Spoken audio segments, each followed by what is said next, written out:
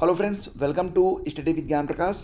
देखिए फ्रेंड्स, आज के इस सेशन में हम लोग भारतीय इतिहास के अंतर्गत प्राचीन इतिहास के अध्ययन के स्रोत के बारे में करेंगे अध्ययन। ये टॉपिक आपकी लेखपाल भर्ती मुख्य परीक्षा के सिलेबस में शामिल है। इसके अलावा अगर आप तैयारी कर रहे हैं पीईटी के बारे में तो उसमें भी ये टॉपिक रहेगा। टीजीटी में सोशल साइंस के अंतर्गत भी ये टॉपिक इंपॉर्टेंट है। अगर आप पीजीटी दे रहे हैं हिस्ट्री से तो भी ये टॉपिक आपको कवर करना होगा। और इसके अलावा अन्य सभी परीक्षाएँ जिसमें स्टैटिक जीके यानी कि हिस्ट्री पूछी जाती है, सभी के लिए यह जो टॉपिक है काफ़ी इंपॉर्टेंट है। तो देखिए फ्रेंड्स, बात करते हैं सबसे पहले प्राचीन भारत के बारे में। तो देखिए, इतिहास अतीत की घटनाओं का एक अध्ययन होता है और इसके अंतर्गत व्यक्ति, समाज और देश से संबंधित महत्वपूर्ण घटनाओं में कालक्रमिक आए बदलावों और उसके प्रभावों का अध्ययन किया जाता है। तो इतिहास के अंतर्गत किसी देश या समाज के सामाजिक, आर्थिक, राजनैतिक और सांस्कृतिक जीवन में आने वाले परिवर्तन और निरंतरता के तत्वों का ज्ञान प्राप्त होता है। तो यहाँ पर देखिए, प्राचीन भारतीय इतिहास के अध्ययन के स्रोतों को मुख्य रूप से जो बांटा गया है वो 3 भागों में आप बांट सकते हैं। सबसे पहले देखते हैं पुरातात्विक स्रोत के बारे में।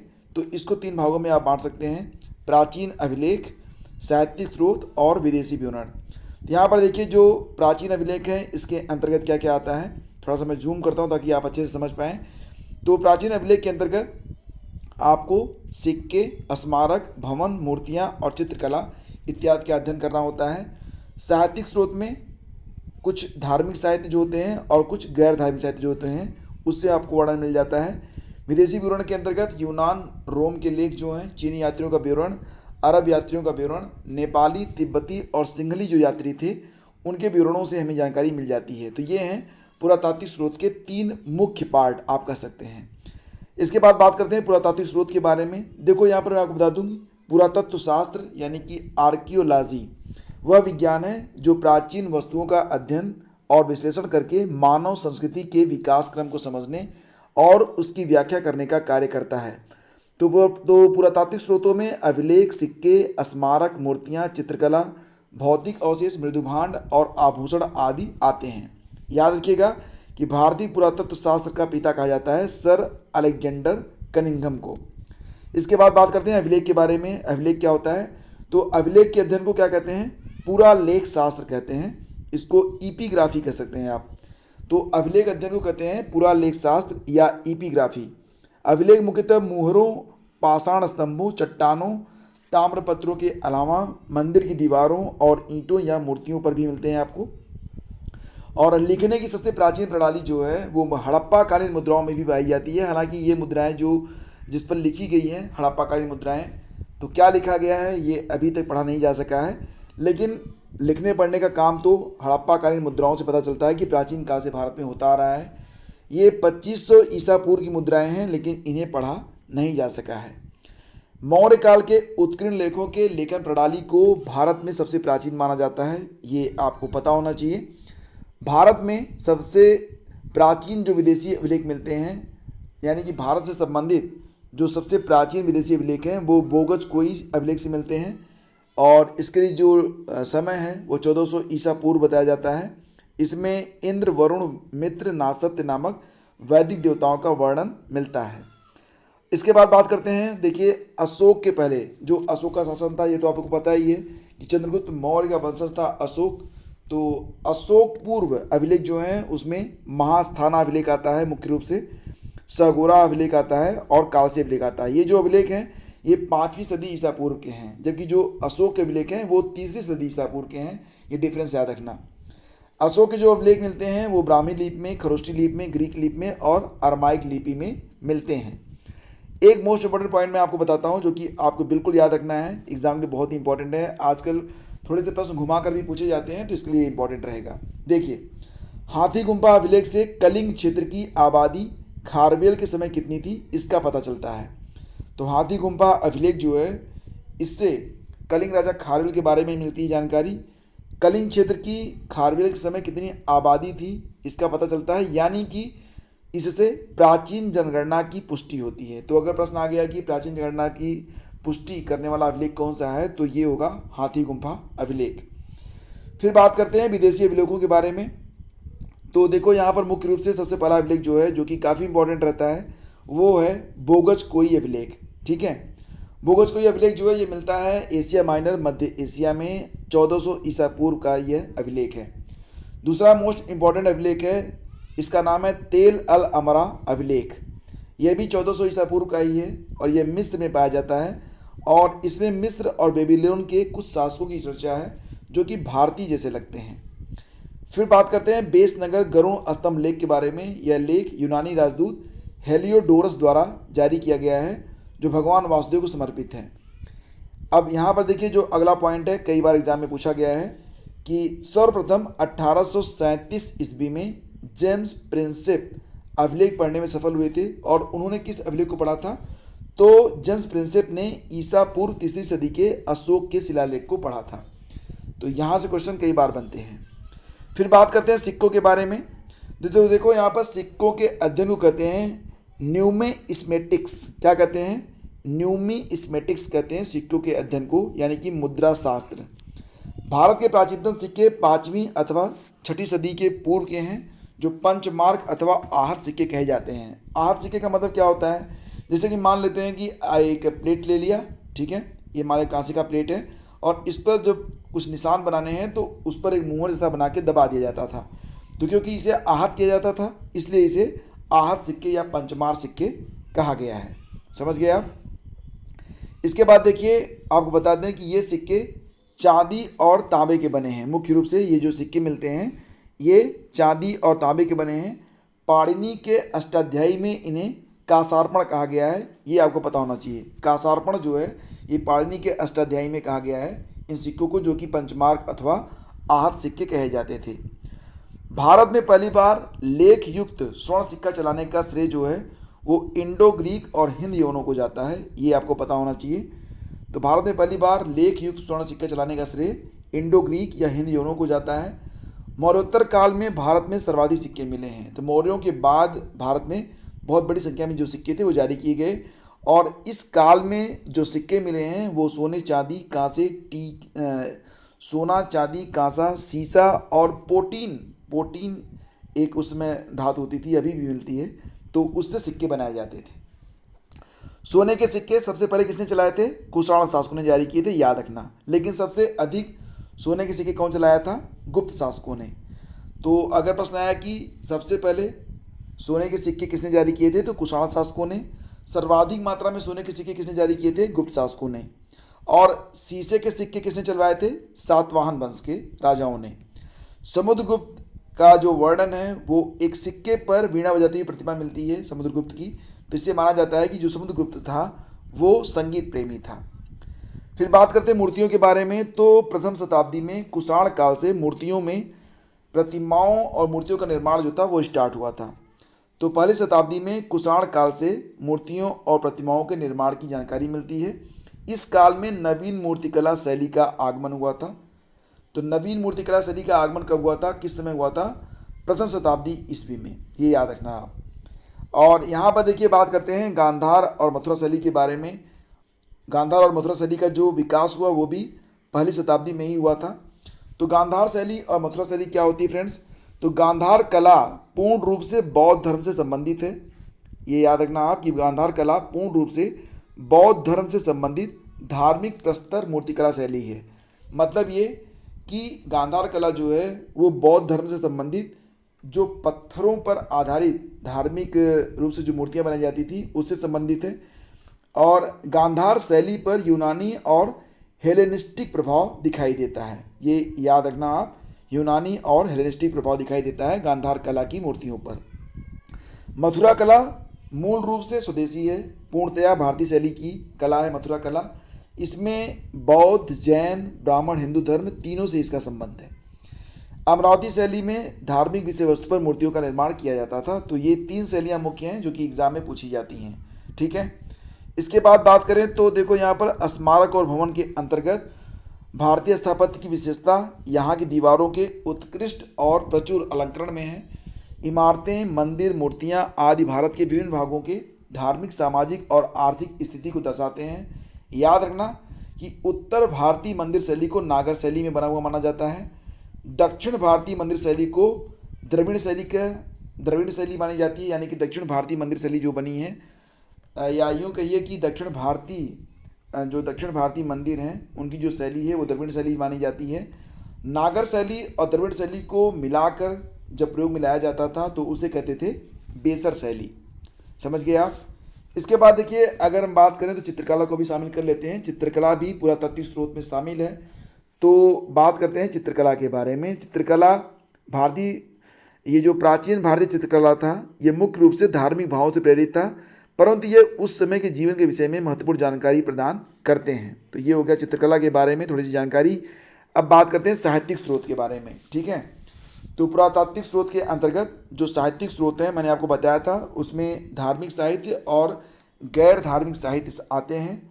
तो धार्मिक साहित्य के अंतर्गत इसको आप 3 भागों में बांट सकते हैं: ब्राह्मण साहित्य, बौद्ध साहित्य और जैन साहित्य। बात करते हैं धार्मिक साहित्य के बारे में। तो धार्मिक साहित्य में आपको वेद, ब्राह्मण, जो वेद हैं, ब्राह्मण साहित्य हैं, आरण्यक हैं, उपनिषद हैं, पुराण, बौद्ध साहित्य, जैन साहित्य, महाभारत, रामायण आदि मिलेंगे। ऋग्वेद से आपको 1500 ईसा पूर्व से 1000 ईसा पूर्व की जानकारी मिलती है, जबकि बाकी की जो 3 वेद हैं, यजुर्वेद, सामवेद, अथर्ववेद और आरण्यक के साथ उपनिषद, इनसे जो है 1000 से 500 ईसा पूर्व की जानकारी हमें प्राप्त होती है। तो देखिए यहाँ पर वेद, संबंधित ऋषि, उपवेद और विशेषताओं के बारे में बात कर लेते हैं। इससे भी प्रश्न बनता है। जैसे कि जो ऋग्वेद है, इसके जो ऋषि होते थे उन्हें कहा जाता था होत्री। उपवेद है ऋग्वेद का आयुर्वेद और इसका संबंध किससे है? चिकित्सा शास्त्र से है। यजुर्वेद के ऋषि थे अथर्व कहे जाते थे। इसका जो उपवेद है वो है धनुर्वेद और इसका संबंध जो है वो युद्ध कला से है। सामवेद के ऋषि थे उदात्र। इसका जो उपवेद है वो है गंधर्ववेद।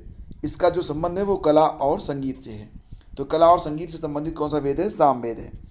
फिर बात करते हैं अथर्ववेद के बारे में। इसके संबंधित ऋषि हैं अथर्वा और इसका उपवेद है शिल्पवेद और इसका जो संबंध है वो भवन निर्माण से माना जाता है। देखिए फ्रेंड्स, आगे बढ़ते हैं, चलते हैं अगले पॉइंट पे। बौद्ध साहित्य के अंतर्गत विनय पिटक, सुत्त पिटक, अभिधम्म पिटक, महावंश, दीपवंश, ललित विस्तार, दिव्यावदान, बुद्ध चरित, महाविभास, जातक आदि आते हैं।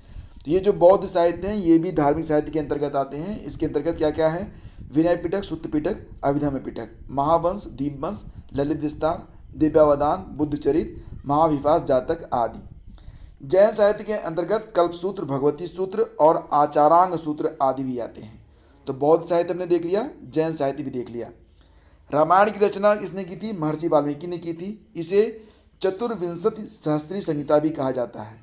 तो रामायण का एक नाम है चतुर्विंशति सहस्त्री संहिता, ये भी आपको पता होना चाहिए। महाभारत की रचना किसने की थी? महर्षि व्यास ने की थी। महाभारत का नाम जय संहिता है और इसे सत सहस्त्री संहिता का नाम भी दिया गया है। बात करते हैं वेदांग के बारे में। तो वेदों को अच्छी तरह समझने के लिए तथा वैदिक कर्मकांडों के प्रतिपादन में सहायता के लिए वेदांग की रचना की गई थी। वेदांगों की संख्या कितनी है? वेदांगों की संख्या है 6। कौन कौन से हैं? एक तो है शिक्षा, दूसरा है व्याकरण, तीसरा है निरुक्त, चौथा है ज्योतिष, पांचवा है छंद, छठा है कल्प। तो चलिए इनके बारे में हम फिर से जानते हैं। ठीक है, तो बात करते हैं वेदांगों की संख्या के बारे में। शिक्षा, ये वेद की नासिका कही जाती है। व्याकरण को वेद का मुख कहा जाता है। निरुक्त को वेद का कान कहा जाता है। ज्योतिष को वेद का आँख कहा जाता है। छंद वेद का पैर है माना जाता है। कल्प वेद का हाथ माना जाता है। तो ये आपको पता होना चाहिए। कल्हड़ की जो रास तरंगिणी है वो मूल रूप से संस्कृत भाषा में लिखी गई है, याद रखना। कई बार प्रश्न आता है कि कल्हड़ की जो रास तरंगिणी है वो किस भाषा की पुस्तक है? तो संस्कृत भाषा की किताब है। पहली बार ऐतिहासिकता की झलक इसी ग्रंथ में देखने को मिलती है।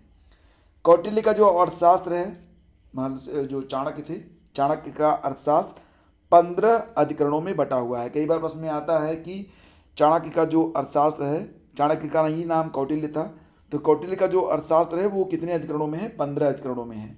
और ये मूल रूप से राजनीतिक विज्ञान से संबंधित है, अर्थशास्त्र से संबंधित नहीं है। इसमें मौर्यकालीन राजव्यवस्था का चित्रण किया गया है। पाणिनि का अष्टाध्यायी पहला संस्कृत व्याकरण है जिसमें मौर्य काल के सामाजिक जीवन का वृत्तांत देखने को मिलता है। कालिदास के द्वारा महाकाव्य और नाटकों में अभिज्ञान शाकुंतलम सबसे ज़्यादा प्रसिद्ध है। संगम साहित्य के प्रमुख ग्रंथ हैं तोलाकप्पियम, शिल्पाधिकारम और मणिमेखले। ये संगम साहित्य के प्रमुख ग्रंथ हैं, याद रखना। पुराणों को पंचम वेद कहा जाता है, यानी कि 5वां वेद कहा गया है पुराणों को। वर्तमान उपलब्ध पुराण गुप्त काल के आसपास के हैं। इसके संकलनकर्ता महर्षि लोमहर्ष और उनके पुत्र उग्रसभा को माना जाता है। पुराणों की संख्या कितनी है? तो 18 है, याद रखना। धर्मसूत्र साहित्य से ही स्मृति साहित्य का विकास हुआ है। धर्मसूत्र साहित्य से ही स्मृति साहित्य का विकास हुआ है। धर्मसूत्र और स्मृति साहित्य को सम्मिलित रूप से धर्मशास्त्र कहा जाता है। इनमें सामाजिक नियमों का उल्लेख किया गया है। तो देखिए यहाँ पर मनुस्मृति, याज्ञवल्क्य स्मृति, इसका जो संबंध है वो मौर्य कालीन यानी कि मौर्योत्तर कालीन समाज से है। मनुस्मृति और याज्ञवल्क्य स्मृति का संबंध मौर्योत्तर कालीन समाज से है। विष्णु स्मृति और नारद स्मृति का जो संबंध है वो गुप्तकालीन समाज से है, जबकि बृहस्पति स्मृति और पराशर स्मृति का जो संबंध है वो गुप्त और गुप्तोत्तर यानी गुप्त के बाद का जो समाज था उससे संबंधित है। बात करते हैं विदेशी विवरण के बारे में, तो यूनानी रोमन लेखक जो थे हेरोडोटस को इतिहास का पिता कहा जाता है। कई बार एग्जाम में ये प्रश्न भी आता है कि इतिहास का पिता कैसे कहा जाता है, तो हेरोडोटस को। इन्होंने हिस्टोरिका नामक पुस्तक की रचना की थी, याद रखना। मेगास्थनीज चंद्रगुप्त मौर्य के दरबार में सेल्यूकस का राजदूत था और मेगास्थनीज ने इंडिका की रचना की है। ईस्वी सन की पहली सदी में अज्ञात यूनानी लेखक ने पेरिप्लस ऑफ द एरेथ्रियन की रचना की थी। Periplus of the Erythraean. अब इसका जो रचनाकार है वो अज्ञात है, यानी कि एक यूनानी लेखक था लेकिन उसका नाम पता नहीं है। यह भारतीय बंदरगाहों, व्यापार, वाणिज्य आदि पर प्रकाश डालता है। टालमी की ज्योग्राफी प्राचीन भारतीय भूगोल और वाणिज्य की जानकारी देता है। प्लिनी की नेचुरल हिस्टोरिका भारत और इटली के बीच व्यापारी संबंधों को दर्शाता है। बात करते हैं चीनी साहित्य के बारे में, तो फायान की पुस्तक फो यू की थी। फायान की जो किताब है उसका नाम क्या है? फो यू की। फायान चंद्रगुप्त द्वितीय विक्रमादित्य के दरबार में आया था। कई बार एग्जाम में आता है कि फायान किसके दरबार में आया था, तो चंद्रगुप्त द्वितीय विक्रमादित्य के दरबार में आया था और भारत में लगभग 13-14 वर्षों तक रहा था। कौन रहा था? फायान। वैनसांग की किताब का नाम क्या है? सी यू की। तो फायान की किताब का नाम है फो यू की, वैनसांग की किताब का नाम है सी यू की। वैनसांग 629 ईस्वी में हर्षवर्धन के दरबार में आया था और वैनसांग के मित्र वी ली ने वैनसांग की यूनि लिखी थी। इत्सिंग के बारे में बात करें तो इत्सिंग 671 ईस्वी के आसपास भारत आया था। करीब 30 वर्षों तक नालंदा और विक्रमशिला विश्वविद्यालय में उसने अध्ययन किया था। अरबी लेखकों के बारे में बात करें तो सुलेमान 9वीं सदी में भारत आया और पाल और प्रतिहार शासकों के बारे में उसने लिखा है। अलबरूनी महमूद गजनवी के साथ भारत आया था। उन्होंने किताबुल हिंद की रचना की है। कई बार एग्जाम में आता है कि किताबुल हिंद किसने लिखा है, तो अलबरूनी ने लिखा है। अलबरूनी इसके साथ आया था, महमूद गजनवी के साथ आया था भारत। यह एक अरबी लेखक था। सिंगली साहित्य के बारे में बात करें तो सिंगली साहित्य दीपवंश तथा महावंश बौद्ध ग्रंथ हैं। यह भारत के दक्षिणी भाग में प्राप्त हुआ था। सिंगली साहित्य से ही तृतीय बौद्ध संगीत की जानकारी मिलती है। बेसिकली आप इसे अगर समझना चाहते हैं तो आप इसे श्रीलंकन साहित्य समझ सकते हैं, क्योंकि वहाँ पर सिंगली साहित्य की बहुतायत होती है। बात करते हैं नेपाली साहित्य के बारे में, तो नेपाली साहित्य दिव्यावरदान से अशोक के विषय में जानकारी मिलती है। नेपाली साहित्य उत्तराधिकार के संघर्ष का वर्णन करता है। इसके बाद देखिए जो महत्वपूर्ण अभिलेख और संबंधित शासक हैं, यानी कि किस अभिलेख से किस शासक के बारे में जानकारी मिलती है, इसको भी देख लेते हैं। हाथी गुम्फा अभिलेख से कलिंग राजा खारवेल के बारे में जानकारी मिलती है। अयोध्या अभिलेख में धनदेव का वर्णन मिलता है, राजा धनदेव का। जूनागढ़ अभिलेख से रुद्रदामन का वर्णन मिलता है। नासिक अभिलेख में वर्णन किया गया है गौतमी बलश्री के बारे में। प्रयाग स्तंभ अभिलेख में समुद्रगुप्त का वर्णन मिलता है।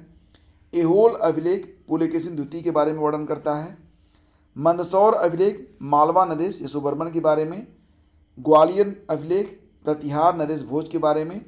देवपाड़ा अभिलेख बंगाल शासक विजयसेन के बारे में। मधुबन और बांसखेड़ा से हर्षवर्धन के बारे में। और भीतरी स्तंभ लेख से स्कंदगुप्त के बारे में जानकारी प्राप्त होती है। तो देखिए यहाँ पर अभिलेख और संबंधित शासकों के नाम मैंने आपको बताए। तो फ्रेंड्स ये हैं प्राचीन भारतीय इतिहास के स्रोत से संबंधित सभी इंपॉर्टेंट पॉइंट्स और इन्हीं में से प्रश्न बनते हैं। ठीक है, तो जो हमारा अगला टॉपिक होगा वो टॉपिक किस पर रहेगा? वो रहेगा प्रागैतिहासिक काल से। तो यहाँ पर हम चर्चा करेंगे पूरा पाषाण युग के बारे में, मध्य पाषाण काल के बारे में, नवपाषाण काल के बारे में और इसके बाद सिंधु घाटी सभ्यता के प्रमुख स्थलों के बारे में और भी काफ़ी इंटरेस्टिंग फैक्ट मैं आपको बताने वाला हूँ। तो अगला टॉपिक कल अपलोड किया जाएगा, लिंक इसी वीडियो के डिस्क्रिप्शन में मैं आपको दे दूँगा। तो फ्रेंड्स अगर आपको ये सेशन अच्छा लगा है तो प्लीज़ इसे लाइक ज़रूर कीजिएगा और अपने दोस्तों के बीच शेयर करना बिल्कुल भी मत भूलिएगा। आप सभी का बहुत बहुत धन्यवाद। Thank you so much.